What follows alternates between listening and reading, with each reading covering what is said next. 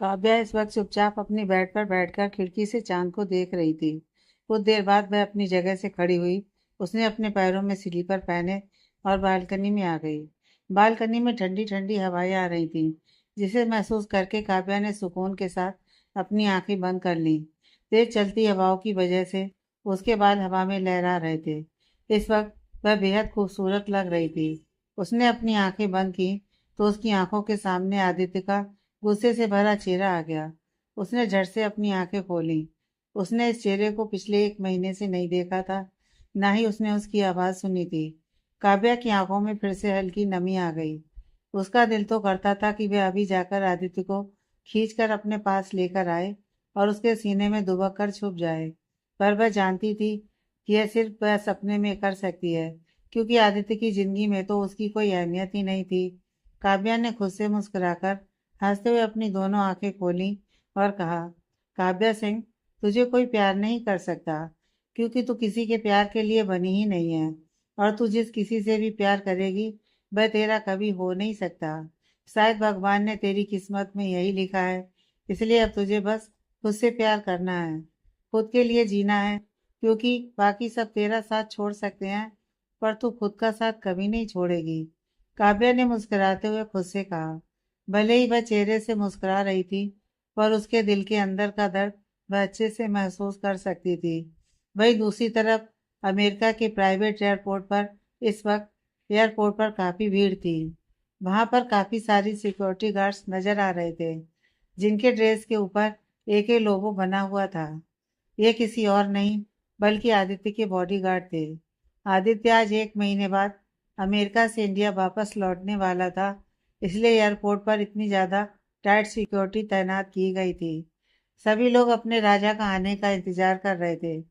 तभी सभी बॉडीगार्ड के बीच में से चलता हुआ आदित्य किसी हॉलीवुड हीरो की तरह तेजी से अंदर की तरफ जाने लगा। एयरपोर्ट पर मौजूद मीडिया, जो कि उसकी तस्वीर खींचने के लिए न जाने कितने घंटे से यहाँ पर आई हुई थी, उन्हें बस उसकी एक झलक दिखाई दी। फिर भी उन लोगों ने जल्दी जल्दी अपने कैमरे से उसकी पिक्चर क्लिक कर ली। हालांकि उन्हें क्लियर इमेज तो नहीं मिली थी, फिर भी उनके लिए यही बहुत बड़ी बात थी कि उन्होंने द ग्रेट बिजनेस टाइकून और इंटरटेनमेंट इंडस्ट्री के बादशाह आदित्य कपूर की एक झलक तो देख ली। इसे 1 महीने में आदित्य दिन रात सिर्फ काम करता था। उसे किसी चीज का होश नहीं था। वह चाह कर भी काव्या को नहीं बुला पा रहा था, ना ही उसके कन्फेक्शन को। हालांकि वह यहाँ पर इसलिए आया था ताकि वह काव्या से दूरी बनाकर रह सके, पर अब यह दूरी उसकी बर्दाश्त से बाहर हो चुकी थी। इसलिए अब फाइनली उसने डिसाइड कर लिया था कि वह वापस इंडिया जाएगा। और अब वह इंडिया के लिए अपने प्राइवेट जेट में बैठकर उड़ान भर चुका था। उसके दिमाग में सिर्फ काव्या का ख्याल चल रहा था कि इस 1 महीने में काव्या ने क्या किया होगा और क्या नहीं। उसे काव्या के बारे में कोई भी इंफॉर्मेशन नहीं थी। उसने बस अपने आदमियों से कहा था कि काव्या की प्रोटेक्शन पर वह लोग ज़्यादा ध्यान दें, और जब तक कोई इमरजेंसी ना हो, उनमें से कोई भी काव्या के बारे में आदित्य को इन्फॉर्म ना करे।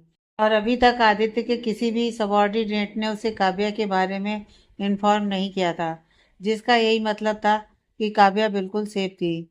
वहीं काव्या बालकनी में चांद को देखकर मुस्कुराते मुस्कुराते थक गई थी, क्योंकि वह झूठी मुस्कुराहट अपने चेहरे पर सजाकर कितनी देर तक रह सकती थी। आखिर में थक हार कर वह अपने रूम में आ गई और सोने की कोशिश करने लगी, पर उसे नींद नहीं आ रही थी। काफी देर तक करवटें बदलने के बाद आखिर में उसकी नींद आधी रात को लग गई। करीब आधी रात के 2-2:30 बजे उसकी नींद अचानक से खुल गई। उसे प्यास लग गई थी। उसने साइड में देखा तो पानी का जग खाली था। काव्या जल्दी से नीचे उतरी। उसने नाइट लैम्प शुरू किया और स्लीपर्स पहनकर धीरे से रूम से बाहर निकल गई। काव्या सीढ़ियों से धीरे धीरे नीचे उतरकर लिविंग रूम में आ गई। लिविंग रूम में इस वक्त अंधेरा था। काव्या बस धीमे कदमों से किचन की तरफ अपने कदम बढ़ा रही थी। तभी उसे एक बड़ी सी परछाई लिविंग रूम में नजर आई। लिविंग रूम में इतनी बड़ी परछाई देखकर काव्या एक पल के लिए डर गई।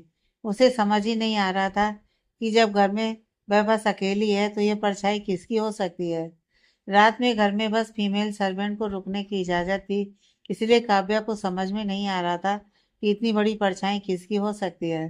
काव्या ने खुद को हिम्मत देते हुए कहा, काव्या खुद को शांत रख, जरूरी है कोई चोर होगा। पर इतनी टाइट सीक्रेट के बीच में चोर कैसे आ सकता है? काव्या को कुछ समझ में नहीं आ रहा था, पर उसने काफी मुश्किल से खुद को शांत किया और धीरे धीरे उस तरफ बढ़ने लगी जिस तरफ एक फूलदान था। कुछ ही देर में काव्या सीढ़ियों के पास रखे टेबल से फूलदान अपने हाथ में उठाकर उस परछाई को ऐसे देख रही थी जैसे अभी कि अभी उसका सर फोड़ देगी। काव्या ने अपने हाथ से जग को उसे टेबल पर रख दिया था और धीरे धीरे अपने हाथ में फूलदान लेकर उस परछाई की तरफ अपने कदम बढ़ा रही थी। वहीं वह परछाई धीरे धीरे सीढ़ियों की तरफ अपने कदम बढ़ा रही थी। इससे पहले कि वह परछाई सामने आती, काव्या ने चिल्लाते हुए अपने हाथ में पकड़ा फूलदान फेंक कर उस परछाई की तरफ मारा और जोर से चिल्लाने लगी, चोर चोर। वहीं वह फूलदान उस परछाई को लगता उससे पहले ही वह इंसान साइड में हो गया और घूर कर अंधेरे में ही काव्या को देखने लगा। काव्या को अंधेरे में बस उस इंसान की गहरी काली आंखें नजर आ रही थी, जिसे देखकर उसकी बॉडी अंदर तक कांपने लगी थी। काव्या अपनी जगह पर थर थर कांप रही थी। उसे ऐसा लग रहा था कि जैसे उसके सामने कोई शैतान खड़ा हो, जो कि अभी उसे निगल लेगा। काव्या ने कस के अपनी आंखें बंद करके खुद से कहा, काव्या संभाल खुद को, तू इस तरह से किसी से भी नहीं डर सकती। इतना कहकर काव्या दोबारा चिल्लाने लगी, पर अभी वह एक बार ही चिल्लाई थी कि तभी वह परछाई तेज कदमों से उसके पास आकर खड़ी हो गई और उसने काव्या के मुंह पर हाथ रख दिया। काव्या अचानक से किसी के अपने मुंह पर हाथ रखने के कारण बुरी तरह से डर गई, पर अगले ही पल उसे एक जानी पहचानी परफ्यूम की स्मेल आई। वह इस परफ्यूम की स्मेल को अच्छे से पहचानती थी। ये वही स्मेल थी जिसे वह पिछले एक महीने से मिस कर रही थी। उसने कस के अपनी आंखें बंद कर लीं और उसके मुंह से धीरे से निकला, आदित्य। भाई ये परछाई किसी और की नहीं बल्कि आदित्य की थी। उसका जेट इंडिया लैंड हो चुका था और वही घर को लौट आया था, पर यहाँ पर तो काव्या ने उसे चोर ही समझ लिया था। काव्या इस वक्त अंधेरे में उन दो आंखों को देख रही थी जो कि इंटेंस नजरों से उसे ही घूर रही थी।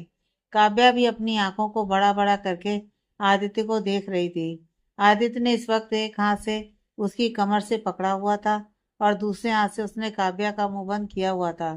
दोनों एक दूसरे के बेहद नजदीक खड़े थे। इतने दिनों बाद काव्या को अपनी बाहों में लेकर आदित्य को भी सुकून मिल रहा था। वह भी काव्या के प्यारे से चेहरे को ही देख रहा था। इस वक्त अंधेरे में बस काव्या की प्यारी प्यारी आंखें ही वह देख सकता था, पर उन्हें देख कर भी उसे सुकून मिल रहा था, जिस सुकून की तलाश पिछले एक महीने से वह अमेरिका में कर रहा था। दोनों ही एक महीने की इस जुदाई में एक दूसरे की अहमियत समझ चुके थे। भले ही दोनों ने अपने मुंह से कुछ भी नहीं कहा था, पर उनकी आंखें ही उनके सुकून को बयान करने के लिए काफी थी। दोनों को भी होश नहीं था कि वह इस वक्त किस पोजीशन में है। दोनों ही बस एक दूसरे की आंखों में खोए हुए एक दूसरे को ही देख रहे थे। तभी काव्या ने किसी खोए हुए इंसान की तरह अपना एक हाथ उठाकर आदित्य के चेहरे की तरफ बढ़ा दिया और उसके गाल पर हाथ रखकर महसूस करने लगी कि क्या सच में आदित्य उसके सामने खड़ा है या फिर यह उसका कोई सपना है, क्योंकि काव्या ने इस तरह के सपने इस एक महीने में काफी बार देखे थे। वहीं काव्या के ठंडे हाथ को अपने गाल पर महसूस करके आदित्य को भी होश आया कि इस वक्त वह लोग किस पोजीशन में है। उसने जल्दी से काव्या को ठीक से खड़ा कर दिया और खुद भी ठीक से खड़ा हो गया। भाई यह एहसास होते ही कि सच में आदित्य उसके सामने खड़ा है, काव्या की आंखों में हल्की नमी आ गई। अंधेरे में आदित्य उसकी आंखों की नमी नहीं देख सकता था। आदित्य ने काव्या को घूरते हुए कहा, इस तरह से चिल्ला क्यों रही थी तुम? इतने दिनों बाद आदित्य की आवाज सुनकर काव्या ने उसकी तरफ देखा। भले ही आदित्य उसे डांट रहा था, पर काव्या के चेहरे पर मुस्कुराहट थी। काव्या को कुछ ना कहता देखकर आदित्य ने कहा, मैंने तुमसे कुछ पूछा है, गूंगी हो गई हो? आदित्य की बात सुनकर काव्या ने धीमी आवाज में मासूमियत से कहा, इसमें आपकी गलती है। आपने ही इस तरह से आधी रात को आकर हमें अचानक से डरा दिया। ऐसे आधी रात को चोरों की तरह अपने ही घर में कौन आता है भला? हम तो पानी लेने नीचे आए थे। इस तरह से अंधेरे में इतनी बड़ी परछाई को देखकर हम कितना ज्यादा डर गए थे। ये इतना बड़ा घर और ऊपर से इतने कम लोग, हम करेंगे ही ना? काव्या ने मासूमियत से काफी प्यारी आवाज में आदित्य से कहा। वहीं काव्या की प्यारी सी आवाज सुनकर आदित्य के चेहरे पर अपने आप मुस्कुराहट आ गई, जिसका एहसास उसे खुद भी नहीं था। आदित्य ने अपनी मुस्कुराहट को छुपाकर काव्या को घूरते हुए कहा, जिस काम के लिए आई थी वह काम करो और चुपचाप जाकर अपने कमरे में सो जाओ। इस तरह से आधी रात में चुड़ैलों की तरह भटकना बंद करो, वरना कोई डरकर हार्ट अटैक से मर जाएगा। कहकर आदित्य तेज कदमों से सीढ़ियों से ऊपर चला गया। वही उसकी बात सुनकर काव्या हैरानी से उसकी तरफ देखने लगी। वहीं उसके जाने के बाद काव्या ने खुद से कहा, क्या अभी अभी इन्होंने हमें चुड़ैल कहा? इतना सोचकर काव्या ने मुंह बनाकर उस तरफ देखा और कहा, गंदे कहीं के। कहकर वह पैर पटकते हुए किचन में चली गई। वहीं काव्या की बात आदित्य के कानों में भी पड़ गई थी। उसने पलटकर मुस्कुराते हुए कहा, सिली गर्ल। कहकर वह सीधा अपने रूम में चला गया। वहीं काव्या किचन में आकर पानी पीने लगी। भले ही आदित्य ने उसे चुड़ैल कहा था, पर आदित्य के आने की वजह से वो बहुत खुश थी। उसके चेहरे की मुस्कुराहट बहुत ही ज्यादा प्यारी लग रही थी, जो कि उसके चेहरे से जाने का नाम ही नहीं ले रही थी। काव्या आदित्य के बारे में सोचते सोचते मुस्कुराते हुए वापस अपने रूम में आ गई। हालांकि अब उसे नींद नहीं आ रही थी, पर उसके चेहरे की मुस्कुराहट जाने का नाम नहीं ले रही थी। उसने खुद से कहा, आज फाइनली आप इतने दिनों बाद वापस आ गए। अब हमें इस भूतिया घर में अकेला नहीं रहना होगा। कहकर काव्या बेड पर ही यहाँ वहां लुढ़कने लगी। वहीं आदित्य भी अपने रूम में सोने की जगह पर सीलिंग को देख रहा था। उसकी आंखों के सामने काव्या का डरा हुआ चेहरा ही बार बार आ रहा था। उसने मुस्कुराते हुए कहा, स्टूपिड गर्ल। वह भी सो नहीं पा रहा था। आज कितने ही दिनों बाद काव्या का चेहरा देखने के बाद उसके दिल को सुकून मिला था, और इस सुकून की वजह से वह सो नहीं पा रहा था। काव्या और आदित्य दोनों ही अपनी अपनी फीलिंग से लड़ते लड़ते आखिर में सुबह सुबह सो ही गए। अगली सुबह काव्या की नींद रात में ठीक से न सो पाने की वजह से काफी देर से खुली। वहीं आदित्य रात में चाहे कितने भी लेट क्यों ना सोए, उसकी नींद जल्दी ही खुल जाती थी। इसलिए वह सुबह के 6 बजे उठकर जिम में चला गया। करीब 8 बजे वह अपने रूम से तैयार होकर लिविंग रूम में आकर न्यूज़पेपर पढ़ने लगा। उसका ध्यान बार बार सीढ़ियों की तरफ जा रहा था। उसका दिल काव्या को देखने का कर रहा था, पर काव्या अभी तक नीचे नहीं आई थी। आखिर में जब काफी देर तक काव्या नीचे नहीं आई, तब आदित्य ने एक फीमेल सर्वेंट की तरफ देखकर स्ट्रिक्ट वॉइस में कहा, उसे उठाकर लाओ। आदित्य को खुद से बात करता देखकर वह बेचारी फीमेल सर्वेंट डरते डरते उसकी तरफ देखने लगी। वह आदित्य की बात का मतलब समझ गई कि आदित्य काव्या को उठाने के लिए कह रहा है। उसने डरते डरते अपना सिर हिलाया और सीढ़ियों से ऊपर काव्या को बुलाने के लिए चली गई। वहीं काव्या मजे से अपने रूम में सो रही थी। उसके चेहरे पर नींद में भी मुस्कुराहट थी। तभी उसके कानों में दरवाजा खटखटाने की आवाज आई। उसने जल्दी से एक तकिया उठाकर अपने कानों पर रख दिया। तभी दोबारा जोर जोर से दरवाजा खटखटाने की आवाज उसके कानों में पड़ी। काव्या झट से उठकर बैठ गई। इस वक्त उसके बाल बिखरे हुए थे, पर वह काफी क्यूट लग रही थी। तभी उसने साइड में घड़ी में टाइम देखा।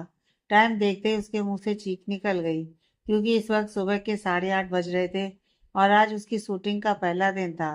उसे सेट पर 10 बजे तक पहुंचना था। वह जल्दी से अपनी जगह पर खड़ी हुई और उसने दरवाजा खोला।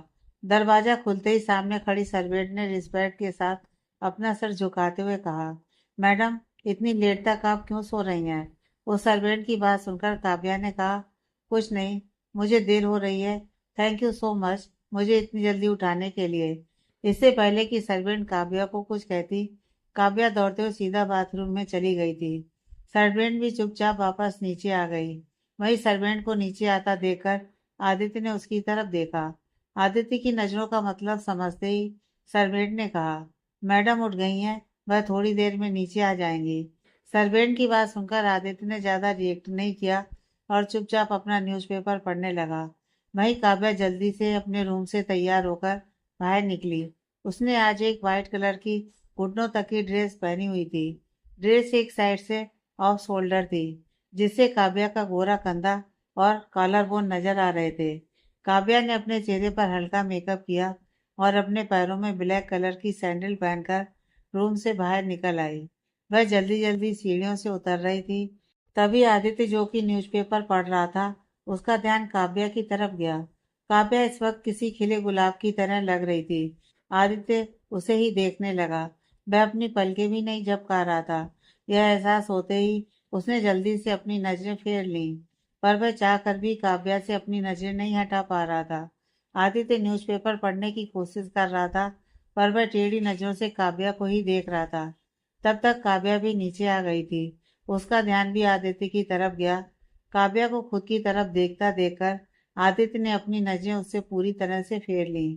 काव्या ने उसके चेहरे को देखकर मन ही मन कहा, खड़ूस, क्या हमारे आने के बारे में इन्हें पता नहीं चला? काव्या ने मुंह बनाते हुए खुद से कहा और सीधी जाकर दूसरे सोफे पर बैठ गई। तभी एक सर्वेंट वहां पर आया। उसने अपना सिर झुकाकर रिस्पेक्ट के साथ कहा, सर, मैडम, हमने ब्रेकफास्ट रेडी कर दिया है, आप दोनों डाइनिंग एरिया में आ जाइए। इतना कहकर वह वहां से चला गया। वहीं उसकी बात सुनकर काव्या जल्दी से अपनी जगह से खड़ी हुई और लगभग दौड़ते हुए डाइनिंग एरिया में चली गई। वहीं काव्या को इतनी जल्दीबाजी में जाता देखकर आदित्य उसे अजीब नजरों से देखने लगा और वह भी धीमे कदमों से चलता हुआ डाइनिंग एरिया में आकर अपनी चेयर पर बैठ गया। काव्या तब तक अपना ब्रेकफास्ट करना भी स्टार्ट कर चुकी थी। आदित्य उसे घूर रहा था, क्योंकि काव्या ने एक नज़र भी उसकी तरफ नहीं देखा था। वहीं काव्या अपना ब्रेकफास्ट करते हुए मन ही मन सोच रही थी, हमें इग्नोर करते हैं ना, तो हम भी इन्हें पूरी तरह से इग्नोर करेंगे। इन्हें क्या लगता है कि बस एटीट्यूड इनके अंदर है? हमारा नाम भी काव्या सिंह है, हम भी इन्हें अपना एटीट्यूड दिखाकर ही रहेंगे। पूरा ब्रेकफास्ट होने तक आदित्य टेढ़ी नजरों से काव्या को देखता रहा, पर काव्या ने उसकी तरफ एक बार भी ध्यान नहीं दिया। अब उसे गुस्सा आ रहा था, पर वह यह नहीं दिखाना चाहता था कि उसे काव्या की बात न करने से कुछ फर्क पड़ता है। इसलिए वह भी चुपचाप अपना ब्रेकफास्ट कर रहा था। काव्या ने जल्दी से एक जूस का गिलास उठाया और जूस पीने के बाद अपनी जगह से खड़ी हुई। उसने आदित्य की तरफ बिना देखे तेजी से अपने कदम डाइनिंग रूम से बाहर की तरफ बढ़ा दिए। तभी उसके कानों में आदित्य की गरजती हुई आवाज आई, इतनी जल्दीबाजी किस चीज की है तुम्हें? आदित्य की आवाज सुनकर काव्या के पैर रुक गए। उसने बिना पीछे पलटे कहा, आज मेरी शूटिंग का पहला दिन है, इसलिए मुझे सेट पर जल्दी पहुंचना है। काव्या की बात सुनकर आदित्य कुछ कहता उससे पहले ही काव्या वहां से तेजी से चली गई। उसके जाने के बाद आदित्य ने भी अपना ब्रेकफास्ट नहीं किया और वह भी अपने ऑफिस के लिए निकल गया। काव्या इस वक्त गाड़ी में बैठकर मुस्कुरा रही थी। वह काफी ज्यादा एक्साइटेड थी। कल तक तो वह काफी उदास थी, क्योंकि उसने आदित्य को नहीं देखा था, पर अब आदित्य के वापस आने के कारण वह काफी खुश थी और उसे आज अपनी शूटिंग के पहले दिन का बेसब्री से इंतजार था। इस वजह से भी वह काफी खुश थी। करीब 2 घंटे के बाद ड्राइवर ने गाड़ी फिल्म सिटी के सामने एक बड़े से सेट के सामने रुकी। यह सेट काव्या की फिल्म का था। चाहते मोहब्बत की फिल्म का नाम था। काव्या जल्दी से गाड़ी से नीचे उतरी। तभी वहां पर विधान की गाड़ी भी आकर रुकी। विधान भी इस वक्त गाड़ी से बाहर निकला। काव्या को देखकर विधान के चेहरे पर एक प्यारी सी मुस्कुराहट आ गई। उसने मुस्कुराते हुए कहा, काव्या। काव्या, जिसका ध्यान विधान की तरफ नहीं था, विधान की आवाज सुनकर उसने पलटकर मुस्कुराते हुए कहा, विधान। विधान काव्या के पास आया। उसने कहा, चलो साथ में चलते हैं। काव्या ने भी अपना सर हिलाया और विधान के साथ अंदर आ गई। दोनों को एक साथ फिल्म के सेट पर आता देखकर सभी लोग उन दोनों को ही देखने लगे। दोनों काफी ज्यादा खूबसूरत लग रहे थे और एक दूसरे के साथ परफेक्ट कपल की वाइब्स दे रहे थे। वहीं आयशा, जो कि उनके पहले ही पहुंच गई थी, उसने जब दोनों को इस तरह से एक साथ देखा, उसके चेहरे पर गुस्सा और नफरत नजर आने लगी। वहीं उसके कानों में साइड में खड़े 2 एम्प्लॉयज की आवाज पड़ी। दोनों एक दूसरे के कान में कह रहे थे, ये दोनों साथ में कितने परफेक्ट लगते हैं ना। स्क्रीन पर तो उनकी जोड़ी तहलका ही मचा देगी। उन दोनों की बात सुनकर आयशा ने गुस्से से दोनों की तरफ देखकर पलटते हुए कहा, क्या तुम लोगों के पास कोई काम नहीं है जो इस तरह से बातें कर रहे हो? आयशा को गुस्सा करता देखकर दोनों वहां से डर के मारे भाग गए। वहीं आयशा ने काव्या की तरफ देखकर एक मुस्कुराहट के साथ कहा, तुम्हारी शूटिंग का पहला दिन ही अगर मैंने तुम्हारे लिए नाइटमेयर ना बना दिया, तो मेरा नाम भी आयशा नहीं, काव्या सिंह। तुम्हारी ऐसी हालत करूंगी कि तुम खुद यहाँ से 9-2-11 होकर भाग जाओगी। कहते हुए वह गुस्से और नफरत भरी नजरों से काव्या को देखने लगी, जो कि विधान के साथ बात करते हुए मुस्कुरा रही थी। दोनों जाकर डायरेक्टर खान के सामने खड़े हो गए। डायरेक्टर खान ने उन दोनों को देखकर मुस्कुराते हुए कहा, हमारे हीरो हीरोइन एक साथ, काफी अच्छी बात है। विधान ने मुस्कुराते हुए कहा, डायरेक्टर सर, हम बाहर ही मिले। हम दोनों की गाड़ी एक साथ यहाँ पर पहुंची थी। विधान की बात पर डायरेक्टर ने हंसते हुए कहा, कोई बात नहीं विधान, वैसे भी तुम दोनों काफी जल्दी आ गए हो, इसलिए हम हमारी शूटिंग जल्दी स्टार्ट कर सकते हैं। और आज हम बस कुछ बेसिक सीन ही शूट करेंगे। डायरेक्टर की बात पर विधान और काव्या दोनों ने अपना सिर हिलाया और दोनों अपने मेकअप रूम में अपने गेटअप चेंज करने के लिए चले गए। बाकी सभी सेकंड लीड और सपोर्टिंग कास्ट भी अपना अपना मेकअप करने के लिए चली गई थी। काव्या जैसे ही अपने रूम में आई, अपने रूम को वह गोल गोल घूमकर छोटे बच्चों की तरह देखने लगी। उसने कभी नहीं सोचा था कि एक दिन उसका खुद का मेकअप रूम होगा और वह किसी सेलिब्रिटी की तरह अपना मेकअप करवाएगी। काव्या के भी छोटे छोटे सपने थे जो कि आज सच होने वाले थे। काव्या मुस्कुराते हुए जाकर ट्रेनिंग टेबल के सामने बैठ गई। तभी एक मेकअप आर्टिस्ट अंदर आई। ये काफी फेमस मेकअप आर्टिस्ट थी, जिसने कई बार आयशा का मेकअप किया था। वह काव्या को गुस्से से देख रही थी क्योंकि आयशा ने उसे काव्या को परेशान करने के लिए कह दिया। मेकअप आर्टिस्ट गुस्से से अंदर आ गई। उसने काव्या की तरफ देखकर एटीट्यूड से कहा, काफी खुशनसीब हो तुम, जो तुम्हारा मेकअप मैं करूंगी। तुम जानती नहीं कि मैं कितनी फेमस मेकअप आर्टिस्ट हूँ। महीने लग जाते हैं एक्टर्स को मेरी डेट मिलने के लिए, पर तुम एक नई कमर होकर आज मैं तुम्हारा मेकअप करूंगी। कहते हुए वह अजीब से एक्सप्रेशन से काव्या को देख रही थी। उसकी बात सुनकर काव्या ने उसकी तरफ देखा। काव्या को समझ आ गया कि मेकअप आर्टिस्ट बहुत ही ज्यादा खड़ूस है, पर काव्या को ऐसी कोई मतलब नहीं था, इसलिए काव्या ने कुछ नहीं कहा और चुपचाप बैठी रही। तभी उस मेकअप आर्टिस्ट ने अपना सामान बाहर निकालते हुए कहा, काफी अच्छा जुगाड़ लगाकर पहुंच गई हो यहाँ पर। पता नहीं क्या क्या किया होगा इस जगह पर पहुंचने के लिए। काव्या जो कि चुप थी, मेकअप आर्टिस्ट की बात सुनकर गुस्से से उसकी तरफ देखने लगी। काव्या ने जब मेकअप आर्टिस्ट के मुंह से इस तरह की बात सुनी तो उसने गुस्से से उसे देखते हुए कहा, तुम अपनी औकात से बढ़कर बात कर रही हो। मुझे फर्क नहीं पड़ता कि तुम कितनी बड़ी मेकअप आर्टिस्ट हो और कितनी नहीं। तुम्हारी हिम्मत कैसे हुई मेरे साथ इस तरह की बदतमीजी से बात करने की। मैं चुप हूँ इसका मतलब यह नहीं कि तुम कुछ भी कहोगी और मैं सुनती रहूंगी। काव्या ने बहुत गुस्से से मेकअप आर्टिस्ट की तरफ देखते हुए कहा। अब वह समझ गई थी कि अगर वह चुप रहेगी तो लोग उसकी चुप्पी का फायदा उठाएंगे। वह समझ गई थी कि बदतमीज लोगों को जवाब देना ही उनका मुंह बंद करने का सही तरीका होता है। वहीं काव्या को खुद के साथ इस तरह से बात करता देखकर उस मेकअप आर्टिस्ट के चेहरे पर गुस्सा नजर आने लगा। वह काफी बड़ी मेकअप आर्टिस्ट थी और बड़े बड़े ए लिस्ट सेलिब्रिटीज का ही मेकअप करती थी, जिस वजह से उसके अंदर काफी ज्यादा एटीट्यूड और घमंड आ गया था। और वह आयशा की काफी अच्छी दोस्त भी थी।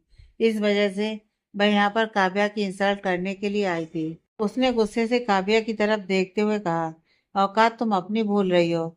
तुम बस एक नई कमर एक्ट्रेस हो, जिसे यह भी नहीं पता कि वह सक्सेसफुल होगी या नहीं।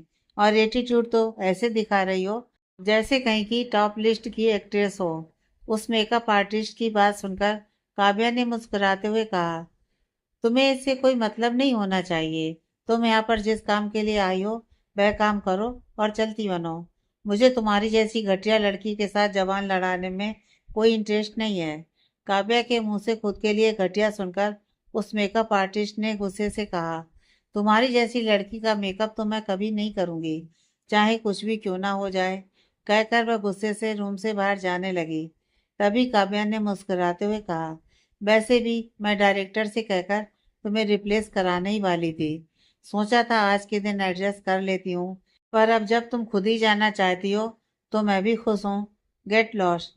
काव्या के मुंह से इस तरह की बात सुनकर उस मेकअप आर्टिस्ट के चेहरे का गुस्सा और ज्यादा बढ़ गया। उसने काव्या की तरफ देखकर गुस्से से चिल्लाते हुए कहा, अपनी बेइज्जती को मैं भूलूंगी नहीं, याद रखना काव्या सिंह। उसकी बात सुनकर काव्या ने मुस्कुराते हुए कहा, याद रखना जरूरी है, क्योंकि अगली बार से किसी को नीचा दिखाने से पहले तुम्हें खुद की बेइज्जती भी याद आ जाएगी। अब यहाँ से खुद जाओगी या फिर और बेइज्जती करूं? काव्या की बात सुनकर मेकअप आर्टिस्ट ने नफरत भरी नजरों से उसकी तरफ देखा और वहां से पैर पटकते हुए चली गई। मेकअप आर्टिस्ट के जाने के बाद काव्या ने गहरी सांस लेकर खुद से कहा, मेरा पहले ही दिन मूड खराब कर दिया। कहकर काव्या चुपचाप कुर्सी पर बैठ गई। वहीं वह मेकअप आर्टिस्ट गुस्से से डायरेक्टर के पास चली गई। उसने डायरेक्टर की तरफ देखते हुए कहा, डायरेक्टर सर, मैं उस बदतमीज लड़की का मेकअप हरगिज नहीं करने वाली। डायरेक्टर के काफी समझाने के बाद भी मेकअप आर्टिस्ट नहीं मानी, तो डायरेक्टर ने कहा, ठीक है, तो फिर तुम यहाँ से जा सकती हो, हम कोई और मेकअप आर्टिस्ट ढूंढ लेंगे। डायरेक्टर को खुद को इस तरह से जाने के लिए कहता देखकर मेकअप आर्टिस्ट हैरान रह गई। उसे लगा था कि डायरेक्टर काव्या को डांटेंगे, पर यहाँ पर तो डायरेक्टर ने काव्या को कुछ भी नहीं कहा था।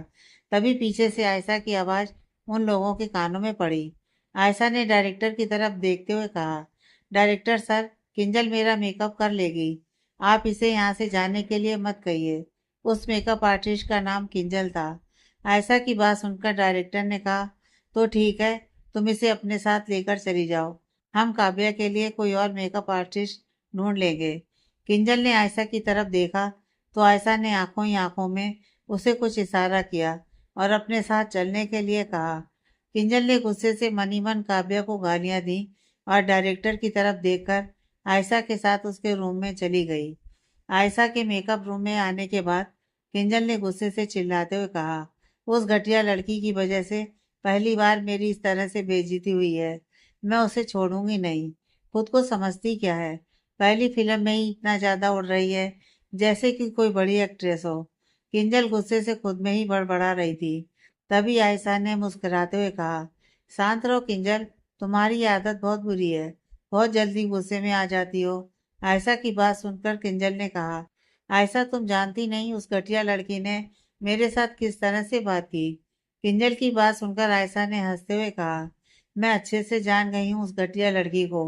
मर्दों को अपने जाल में फंसाना और दूसरों की बेइज्जती करना उसका पुराना शौक है। पर तुम उसे सबक सिखाने की जगह पर इस तरह से वहां से चली आई, यह बात मुझे बिल्कुल भी पसंद नहीं आई। आयशा की बात सुनकर किंजल ने गुस्से से कहा, मैंने कहा ना, मैं उस बदतमीज लड़की का मेकअप बिल्कुल भी नहीं करने वाली। किंजल की बात पर आयशा ने मुस्कुराते हुए उसकी तरफ देखा और कुछ देर बाद उसके कानों में कुछ कहा, जिसे सुनकर किंजल की आंखें चमकने लगीं। कुछ देर बाद किंजल ने मुस्कुराते हुए कहा, वाह आयशा, तुम तो ग्रेट हो। कुछ देर बाद किंजल वापस डायरेक्टर खान के सामने आकर खड़ी हो गई। उसने डायरेक्टर खान की तरफ देखकर धीमी आवाज में कहा, डायरेक्टर खान, मैं उसका मेकअप करने के लिए रेडी हूँ, आपको किसी और मेकअप आर्टिस्ट को हायर करने की जरूरत नहीं है। किंजल की बात सुनकर डायरेक्टर खान हैरानी से उसकी तरफ देखने लगे, क्योंकि थोड़ी देर पहले ही किंजल गुस्से से ये कहकर गई थी कि वह किसी भी कीमत पर काव्या का मेकअप नहीं करेगी, और अब वह खुद यहाँ आकर काव्या का मेकअप करने के लिए हाँ कह रही थी। डायरेक्टर खान ने कहा, और मैं जान सकता हूँ कि तुम्हारे हृदय परिवर्तन का कोई कारण। डायरेक्टर खान को कुछ गड़बड़ लग रही थी और वह जानते थे कि काव्या द ग्रेट आदित्य कपूर की गर्लफ्रेंड है। इस वजह से वे काव्या के साथ कोई भी रिस्क नहीं ले सकते थे। किंजल ने उदासी भरी आवाज में कहा, मुझे आयशा ने समझाया कि वह अभी बस न्यू कमर है, इसलिए उसके अंदर का जोश ज्यादा है, इसलिए मुझे शांति से काम लेना चाहिए। मुझे भी लगा कि कहीं ना कहीं वह बस एक नई लड़की है, मुझे इसके साथ शांति से बिहेव करके अच्छे से बात करनी चाहिए थी। मैंने भी गुस्से में उसे कुछ कह दिया और उसने भी बदले में मुझे काफी कुछ सुना दिया। और वैसे भी अब तो वह इस इंडस्ट्री में आ गई है, तो हमें एक दूसरे का सामना तो करना ही पड़ेगा ना। इस तरह से मैं गुस्से से किसी आर्टिस्ट का मेकअप करने से मना तो नहीं कर सकती, इसलिए मैंने सोचा कि क्यों ना मैं खुद ही समझदारी दिखा दूं। किंजल ने इतनी सफाई से झूठ बोला था कि डायरेक्टर उसकी बातों में फंस गए। उन्होंने कहा, ठीक है, मैं काव्या से बात करके देखता हूँ, तुम उसका मेकअप कर लो। कुछ देर बाद डायरेक्टर खान काव्या के मेकअप रूम से बाहर निकले। उन्होंने किंजल की तरफ देखते हुए कहा, ठीक है, तुम जाकर मेकअप कर लो, काव्या राजी है तुमसे अपना मेकअप कराने के लिए। डायरेक्टर की बात सुनकर किंजल के चेहरे पर एक शैतानी मुस्कुराहट आ गई। उसने मनी मन कहा, अब देखती हूँ किस तरह से तुम इस फिल्म में रोल करती हो। बहुत घमंड है ना तुम्हें खुद के ऊपर, तुम्हारा चेहरा पूरा खराब ना कर दिया तो मेरा नाम भी किंजल नहीं। कहकर किंजल मुस्कुराते हुए अपना मेकअप का सामान लेकर काव्या के रूम के अंदर आ गई। असल में किंजल ने आयशा के कहने पर मेकअप के प्रोडक्ट्स में ऐसा केमिकल मिलाया था जिसे चेहरे पर अप्लाई करने के बाद काव्या के चेहरे पर दाग धब्बे और रेड कलर के रेसेस आ जाते। उन लोगों ने ज्यादा चेहरा खराब करने के बारे में नहीं सोचा, वरना किसी को भी उन पर शक हो सकता था। हल्के दाग धब्बे और रैसेस को वह लोग स्किन रिएक्शन भी बता सकते थे। किंजल अंदर आई। काव्या चुपचाप बैठी हुई थी। उसके हाथ में मोबाइल था। किंजल ने प्यारी सी आवाज में कहा, सॉरी काव्या। किंजल की आवाज सुनकर काव्या ने पलटकर किंजल की तरफ देखा, पर बिल्कुल भी रिएक्शन नहीं दिया। हालांकि उसे किंजल तो बिल्कुल पसंद नहीं आई थी, पर वह इस तरह से डायरेक्टर को परेशान नहीं करना चाहती थी। इस वजह से वह किंजल से अपना मेकअप कराने के लिए राजी हो गई। किंजल काव्या के सामने आकर खड़ी हो गई। उसने बिना किसी एक्सप्रेशन के नॉर्मल आवाज में कहा, जो कुछ भी हुआ उसे भूल जाओ। डायरेक्टर सर ने कहा है कि मुझे तुम्हारा मेकअप करना होगा, इसलिए मैं चुपचाप अपना काम करके चली जाऊंगी। किंजल की बात पर काव्या ने कुछ नहीं कहा, ना ही कोई रिएक्शन दिया। किंजल ने अपना मेकअप का सामान निकाला और काव्या के चेहरे पर हल्का हल्का मेकअप अप्लाई करने लगी। काव्या चुपचाप अपना मेकअप करते हुए किंजल को देख रही थी। करीब 1 घंटे के बाद किंजल ने काव्या का पूरा मेकअप कर दिया था और उसके चेहरे पर एक शैतानी मुस्कुराहट थी। उसने मन ही मन कहा, बस थोड़ी देर और, फिर देखना तुम्हारे चेहरे की हालत। काव्या सिंह, तुमने किंजल के साथ पंगा लेने की कोशिश की ना, तो अब अंजाम तो भुगतना ही होगा। कहकर किंजल ने काव्या की तरफ देखकर कहा, ठीक है, तुम्हारा मेकअप कंप्लीट हो चुका है, अब मैं जाती हूँ। मुझे दूसरे आर्टिस्ट का भी मेकअप करना है। कहकर वो बिना काव्या की बात सुने वहां से चली गई। काव्या ने अजीब तरह से उसकी तरफ देखा और फिर खुद को देखा। इस वक्त वह बहुत प्यारी लग रही थी। उसने खुद से कहा, सच में ये मेकअप तो बहुत अच्छा करती है। मैं आज तक इसके जैसा मेकअप आर्टिस्ट नहीं देखी। एकदम परफेक्ट मेकअप। काव्या इस वक्त किसी गुड़िया की तरह लग रही थी। उसने एक वाइट कलर की फ्रॉक पहनी हुई थी, जो कि उसे पहले सीन में पहननी थी। किंजल ने उसके बालों की हल्की सी चोटी बना दी थी, जिसमें वह एक सिंपल मगर एलिगेंट लुक दे रही थी। काव्या अभी किसी के बुलाने का इंतजार कर ही रही थी कि तभी उसका मोबाइल बजा। उसने जल्दी से मोबाइल उठा लिया तो दूसरी तरफ से सृष्टि ने चहकते हुए कहा, कैसी है मेरी जान? आज तो तेरी शूटिंग का पहला दिन है ना? मैं तेरे लिए बहुत खुश हूँ। आज मेरी जान का सपना पूरा जो होने वाला है। सृष्टि की चहकती हुई आवाज सुनकर काव्या ने मुस्कुराते हुए कहा, हाँ मैं भी बहुत खुश हूँ। काव्या अभी सृष्टि के साथ बात कर ही रही थी कि तभी अचानक से उसे अपने चेहरे पर खुजली होने लगी। उसने पहले तो इग्नोर किया, पर जैसे जैसे वह सृष्टि के साथ बात कर रही थी, उसके चेहरे पर जलन बढ़ती ही जा रही थी। उसने खुद से कहा, यह मेरे चेहरे को क्या हो रहा है? मुझे इतनी ज्यादा खुजली क्यों हो रही है? काव्या ने धीरे से ही कहा था, पर उसकी आवाज सृष्टि के कानों में पड़ गई। उसने कहा, क्या हुआ तुझे? काव्या ने कहा, पता नहीं, मुझे चेहरे पर बहुत ज्यादा जलन हो रही है। ऐसा लग रहा है जैसे किसी ने मेरे चेहरे पर चींटियां छोड़ दी हो। काव्या की बात सुनकर शशि ने कहा, ये तू कैसी बातें कर रही है काव्या? अच्छा मुझे बता, क्या तूने कुछ लगाया चेहरे पर? काव्या ने अपने चेहरे पर खुजली करते हुए कहा, हाँ थोड़ी देर पहले मेकअप आर्टिस्ट मेरा मेकअप करके गई है। काव्या की बात सुनकर शशि ने कहा, हो सकता है तुझे मेकअप से एलर्जी हो गई हो, या फिर मेकअप तुझे सूट ना हुआ हो। सृष्टि की बात पर काव्या ने कहा, ऐसा नहीं हो सकता, मुझे हर तरह के मेकअप सूट हो जाते हैं, पर पता नहीं बहुत ज्यादा खुजली हो रही है। काव्या ने लगभग रोने जैसी आवाज में कहा। काव्या की ऐसी आवाज सुनकर सृष्टि ने कहा, अच्छा तू रोना बंद कर, मुझे बता कि क्या फील हो रहा है तुझे एग्जैक्टली। काव्या ने फोन को स्पीकर पर करके टेबल पर रखकर अपने चेहरे को दोनों हाथों से रगड़ते हुए कहा, मुझे ऐसा लग रहा है जैसे मेरा चेहरा जल रहा है। ऐसा लग रहा है जैसे कोई इस पर नाखून से खुरच रहा है। मुझे बहुत ज्यादा अजीब लग रहा है। मुझे बिल्कुल भी अच्छा नहीं लग रहा है। काव्या ने लगभग रोते हुए कहा। काव्या की ऐसी आवाज सुनकर शशि ने कहा, अच्छा मुझे बता अपनी लोकेशन, मैं अभी आ रही हूँ। तुझे इस तरह से रिएक्ट करने की जरूरत नहीं है। हम डॉक्टर के पास चलते हैं, देखते हैं क्या प्रॉब्लम है। काव्या ने जैसे तैसे शशि को लोकेशन बता दिया। शशि ने कॉल कट कर दिया और वह जल्दी से लोकेशन पर आने के लिए निकल गई। वहीं काव्या को अब और ज्यादा जलन हो रही थी। उसकी आंखों से आंसू भी निकल रहे थे। उसने आईने में खुद के चेहरे को देखा। उसका चेहरा बहुत ही ज्यादा भयानक लग रहा था। उसके चेहरे पर बड़े बड़े दाने आ गए थे, जिसे देखकर काव्या के हाथ पैर ठंडे पड़ गए थे। काव्या ने जोर से रोते हुए कहा, यह मेरे साथ क्या हो रहा है? काव्या को समझ में नहीं आ रहा था, क्योंकि उसकी स्किन काफी अच्छी थी, उसे कभी पिंपल नहीं आते थे, ना ही उसके चेहरे पर कोई रेसेस थे। उसका चेहरा किसी सफेद मोती की तरह क्लीन था। अपना चेहरा देखकर काव्या के आंसू रुक नहीं रहे थे। उसने रोते हुए अपना चेहरा अपने हाथों में भरकर फूट फूट कर रोते हुए कहा, मेरे साथ ही ऐसा क्यों होता है और मेरे चेहरे पर अचानक से यह सब कैसे हो गया? आज तक तो कभी मेरे साथ ऐसा हुआ नहीं। काव्या को समझ नहीं आ रहा था कि उसके साथ क्या हो गया है। वहीं तभी उसका मोबाइल रिंग हुआ। उसका ध्यान मोबाइल पर नहीं था। वह फूट फूट कर रो रही थी। उसने जल्दी से साइड में रखा हुआ टिश्यू उठाने के लिए टेबल पर हाथ रखा तो उसका हाथ मोबाइल पर लग गया और कॉल पिक हो गया। काव्या ने टिश्यू से अपना चेहरा क्लीन करके देखा तो धब्बों को देखकर उसके मुंह से चीख निकल गई। वहीं फोन पर दूसरी तरफ आदित्य था, जो कि खुद को रोक नहीं पा रहा था। इसलिए आखिर में उसने काव्या को कॉल कर ही दिया। पर काव्या को इस तरह से कॉल पर चिल्लाता देखकर उसने घबराते हुए कहा, क्या हुआ काव्या? फोन स्पीकर पर नहीं था, जिस वजह से उसकी आवाज काव्या के कानों में नहीं आ रही थी और वह खुद इस वक्त ब्लैंक हो चुकी थी। काव्या ने रोते हुए कहा, ऐसा नहीं हो सकता हमारे साथ, ऐसा नहीं हो सकता। कहते हुए वह चेहरे को आईने में देखते हुए रो रही थी। वहीं उसके चिल्लाने की और रोने की आवाज आदित्य के कान में पड़ रही थी। आदित्य ने खुद से कहा, आखिर क्या हुआ इसके साथ? आदित्य जल्दी से अपने ऑफिस से काव्या की शूटिंग लोकेशन पर आने के लिए निकल गया। उसने कॉल नहीं काटा था। काव्या रोते रोते खुद के साथ ही बड़बड़ कर रही थी। अब उसे अपने चेहरे पर और ज्यादा जलन महसूस हो रही थी।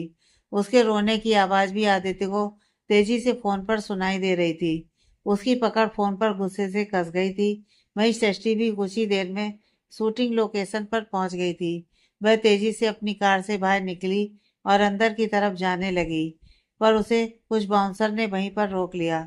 शशि ने चिल्लाते हुए कहा, मुझे अंदर जाने दो, मैं काव्या की दोस्त हूँ। पर वह लोग षष्ठी को अंदर नहीं जाने दे रहे थे। षष्ठी को बहुत ही ज्यादा गुस्सा आ रहा था। वह भी अच्छे परिवार से बिलोंग करने वाली लड़की थी। इस वजह से उसने चिल्लाते हुए कहा, मैं सिंह कारपोरेशन के मालिक की इकलौती बेटी हूँ, अब तो मुझे अंदर जाने दो।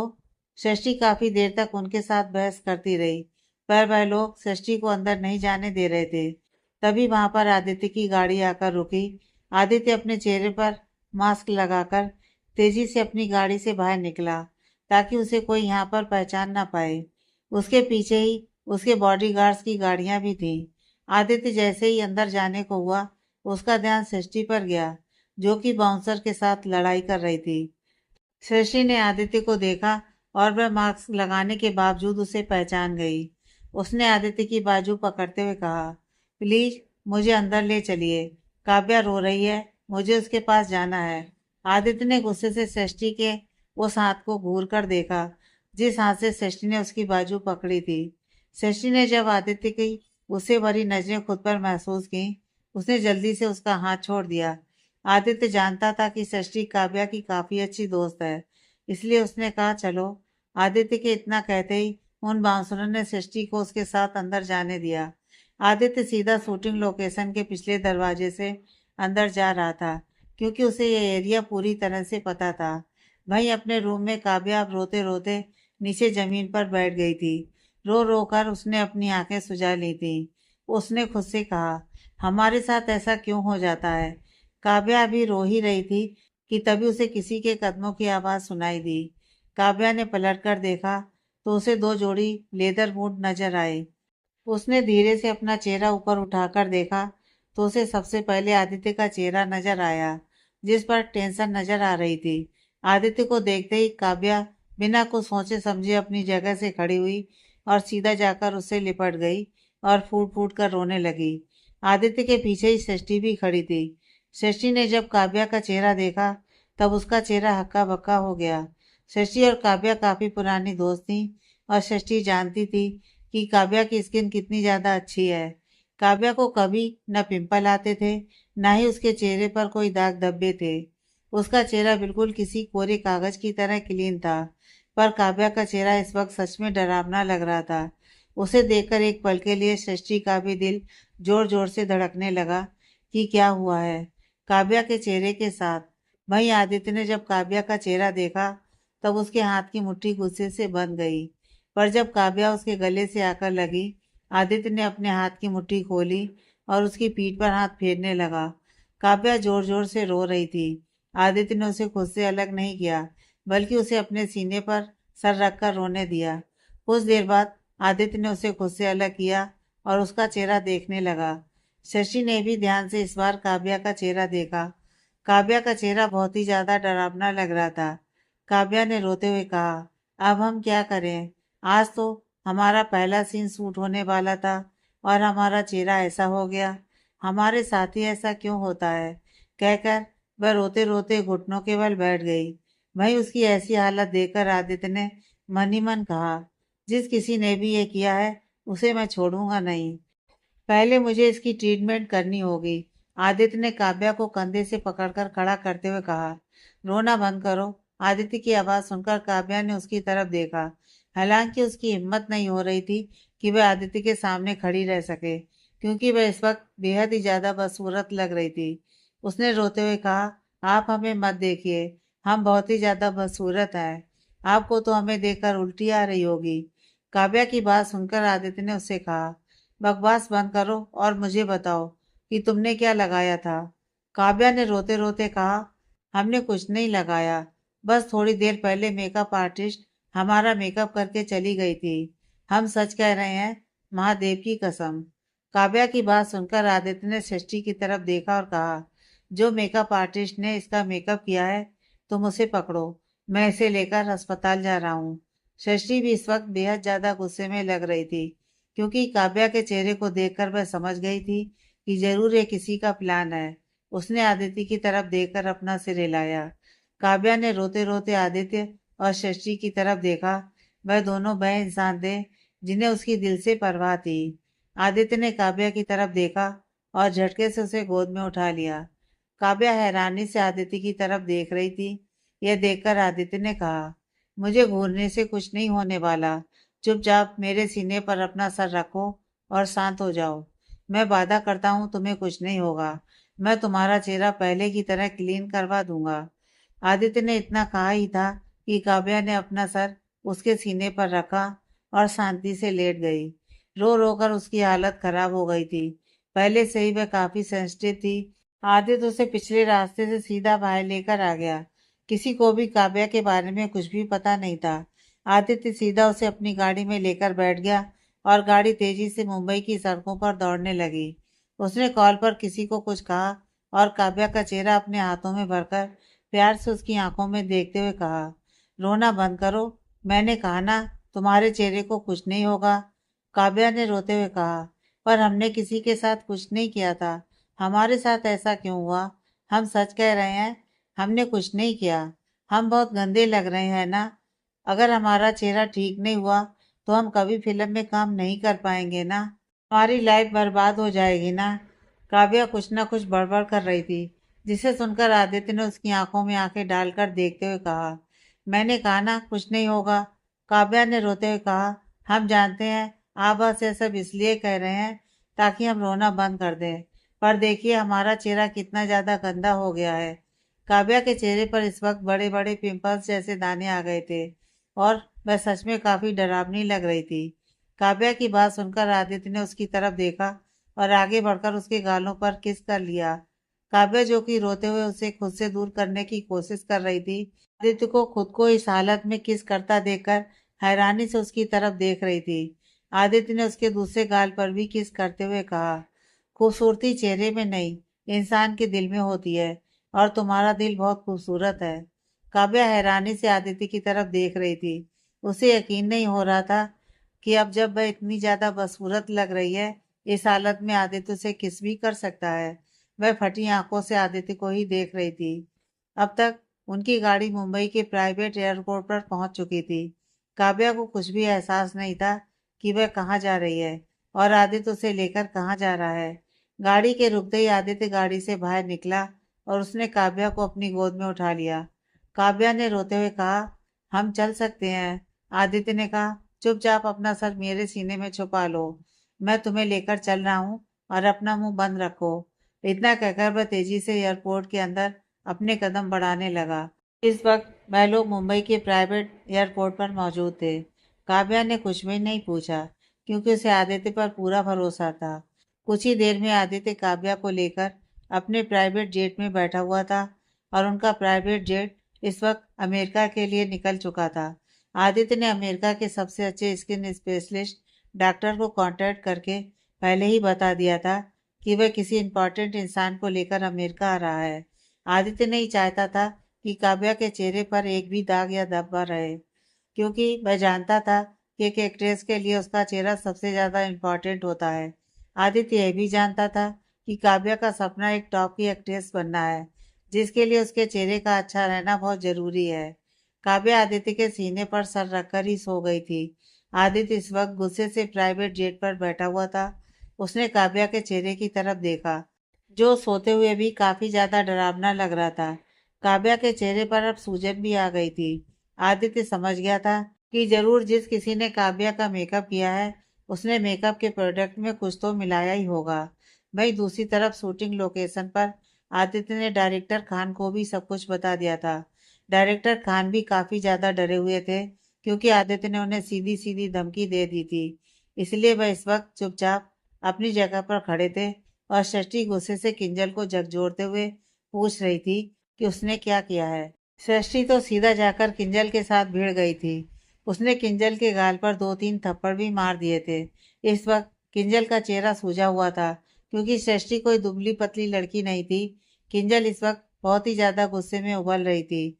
अभी कुछ नहीं कर सकती थी, क्योंकि ना ही डायरेक्टर खान उसका साथ दे रहा था और ना ही आयशा। वह आयशा का नाम तो बताना चाहती थी, पर वह जानती थी कि आयशा काफी ज्यादा पहुंची हुई चीज है, इसलिए वह उसके साथ पंगा नहीं लेना चाहती थी। किंजल की हालत देखकर काफी लोगों को उस पर तरस आ रहा था, पर शशि के ऊपर तो जैसे काली माता सवार हो चुकी थी। शशि ने किंजल के बाल पकड़कर उसका सर दीवार पर पटकते हुए कहा, मैंने कहा ना, मुझे साफ साफ बता, तूने क्या किया मेरी काव्या के साथ। अगर तूने अपने मुंह से बता दिया तो मैं तुझे छोड़ दूंगी, वरना आज तेरी जान मेरे हाथों से जाकर ही रहेगी। विधान भी हैरानी से षष्ठी को देख रहा था, जो कि किसी पागल की तरह किंजल के पीछे पड़ी हुई थी।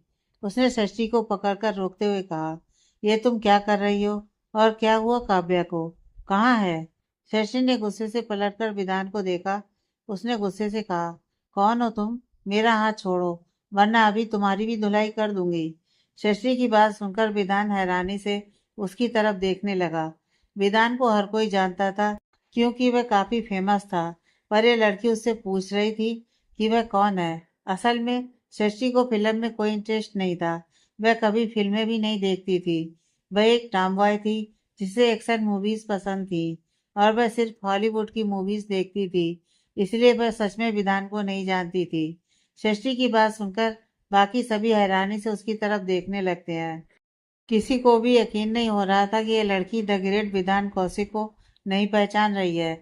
सबको लग रहा था कि जरूरी यह लड़की नाटक कर रही है, ताकि विधान इस पर ध्यान दे। वहीं विधान हैरानी से अपने सामने खड़ी उस लड़की को देख रहा था, जो कि गुस्से से उसे खुद से दूर करने की कोशिश कर रही थी। विधान ने कहा, मैं कौन हूँ और कौन नहीं, यह जानना तुम्हारे लिए जरूरी नहीं है। बस इतना समझ लो कि तुम इस तरह से सेट पर किसी के साथ बदतमीजी नहीं कर सकती, चाहे वह कोई छोटा सा आर्टिस्ट ही क्यों ना हो। विधान की बात सुनकर शशि ने उसकी आंखों में आंखें डालकर देखते हुए कहा, मेरा दिमाग खराब मत करो। पहले से ही मेरी काव्या का रोना देखकर मेरा दिमाग खराब हो चुका है। इसके मेकअप करने के बाद काव्या के चेहरे पर बड़े बड़े दाग धब्बे आ गए, जबकि उसे आज तक एक पिंपल भी नहीं आया। मुझे यकीन है जरूर इसने कुछ मेकअप में गड़बड़ की होगी। शशि की बात सुनकर विधान हैरानी से किंजल की तरफ देखने लगा। किंजल के दोनों गाल सूज चुके थे, क्योंकि शशि ने उसके गाल पर 2-4 थप्पड़ लगा दिए थे। किंजल ने रोते हुए कहा, विधान सर, मैंने सच में कुछ नहीं किया, मैंने बस अपना काम किया था। मैं इतने सालों से इंडस्ट्री में हूँ, पर क्या कभी मेरे काम में किसी ने कमी निकाली। फिर मैं क्यों काव्या के साथ कुछ करूंगी, जबकि मैं उसे जानती भी नहीं। किंजल की बात पर आयशा ने भी उसका सपोर्ट करते हुए कहा, हाँ, किंजल काफी पुरानी मेकअप आर्टिस्ट है, और उसके काम में कोई भी चूक नहीं होती है। अगर तुम्हारी फ्रेंड का चेहरा खराब हो गया है, तो उसमें तुम किंजल को कैसे घसीट सकती हो। और कहाँ गई वह तुम्हारी दोस्त। शशि ने गुस्से से लाल आंखों से आयशा की तरफ देखते हुए कहा, मैंने पहले ही कहा ना तुम में से कोई भी मेरे साथ पंगा लेने की कोशिश मत करो। मेरा दिमाग ऑलरेडी खराब हो चुका है। अगर और ज्यादा गुस्सा आया तो तुम में से किसी का सर भी फोड़ सकती हूँ। शशि की बदतमीजी देखकर इस बार आयशा ने डायरेक्टर खान की तरफ देखकर चिल्लाते हुए कहा, डायरेक्टर खान, आप क्यों इस लड़की की बदतमीजी को सहन कर रहे हैं?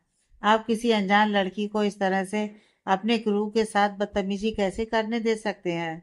बेचारे डायरेक्टर खान को तो समझ ही नहीं आ रहा था कि वह क्या कहें, क्योंकि आदित्य ने उन्हें कॉल पर बताया था कि शशि जो कुछ भी करे उसे करने दिया जाए, वरना वह उन्हें छोड़ेंगे नहीं।